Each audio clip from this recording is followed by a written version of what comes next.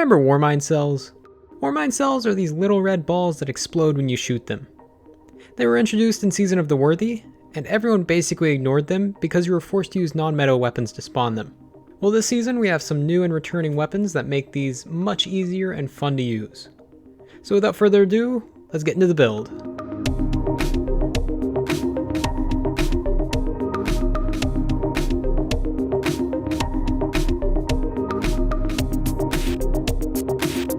Hey, what's up guys? I'm Marshix, and today we're looking at my Warmind cell build for my Warlock. I call it Cellular Inferno. If you find this video helpful, or you just want to support me, go ahead and hit like, and subscribe to my channel to stay up to date on all my other content. First things first, let's talk about how to spawn the Warmind cells. To create Warmind cells, you need two things: a Warmind cell armor mod, and a Seraph weapon. Seraph weapons include the 7th Seraph weapons from last season, and the Ikelos weapons from this season. As long as you have at least one mod equipped, any kill with a Seraph weapon will have a chance to spawn a Warmind cell, and higher tier enemies have a higher chance. Now that we have that out of the way, let's jump into the build. We're running Top Tree Dawnblade, Attunement of Sky. This gives us Celestial Fire, which is a ranged melee, Heat Rises, consume your grenade energy to extend glide time, and improve in-air accuracy. Winged Sun, fire weapons, send celestial fire, and throw grenades while gliding. Airborne final blows extend the effects of heat rises and grant melee energy. And Icarus Dash to have 2 mid-air dodges. And our grenade needs to be a solar grenade, for a few reasons that we'll get into soon. For the mods, the most common mod we're using is Global Reach, to extend the range of the Warmind cell explosions. And when I say it extends the range, it extends the range.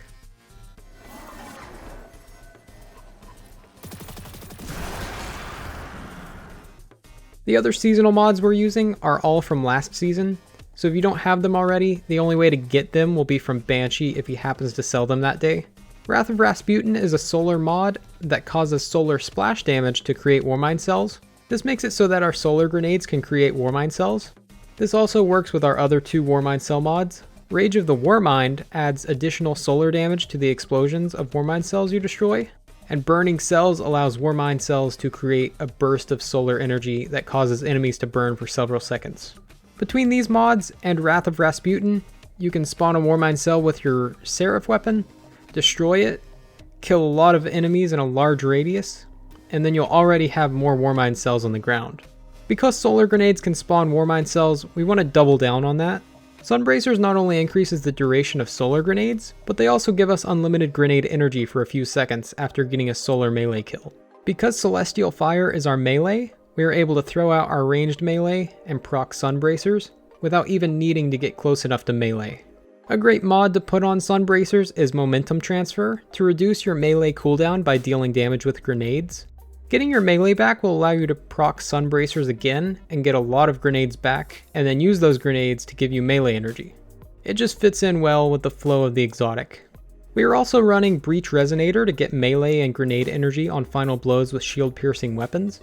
The last important mod is Ashes to Assets to give us super energy on grenade kills. Once again, we're going to be using grenades a lot to spawn Warmind cells, and with Sunbracers, grenades are easy to have up at most times. So which Seraph weapons are worth using? The Ikelos SMG is a great option that you can currently farm for. It can come with some great rolls, and you can even focus the Umbral engrams right now to get a lot of them really easily.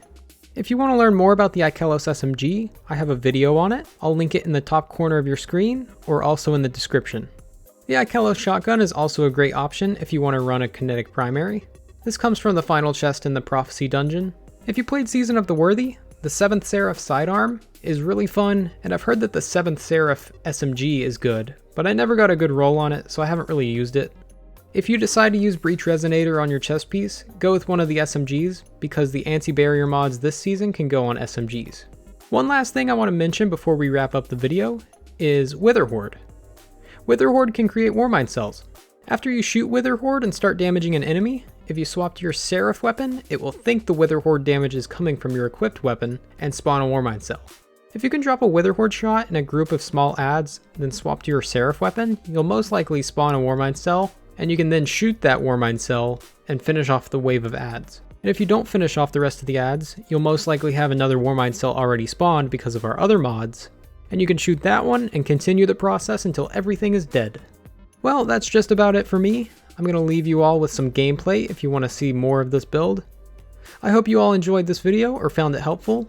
If you did, please consider leaving a like and subscribe to my channel. I want to thank you all for watching. I'm Marshix, and I'll see you next time.